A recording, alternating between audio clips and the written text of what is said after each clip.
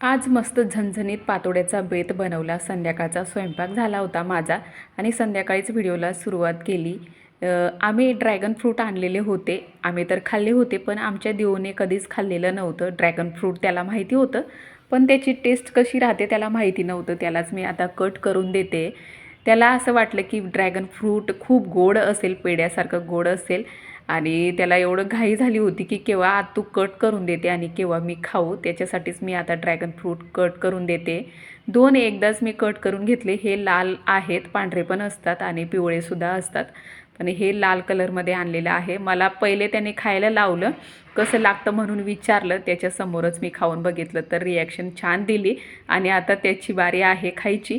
तर बघा, खाऊन बघितलं त्याने, पण कन्फ्यूज होता की कसं आहे, गोड काबर लागत नाही आहे. त्याला असं वाटत होतं की खूपच गोड असेल, म्हणून तो उत्सुकतेने खूपच घाई करत होता खाण्यासाठी. पण तेवढं काही गोड लागत नाही, आपल्याला माहितीच आहे ड्रॅगन फ्रूटची चव कशी असते.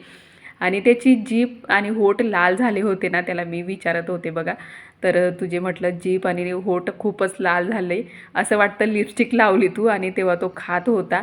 म्हटलं त्याची चव अशीच असते, गोड काही नसते, म्हणून तुला अजून परत आणेल तेव्हा खाशील का, तर नाही बोलला. असा होता आजचा दिवस. चला भेटूया पुढच्या व्हिडिओमध्ये.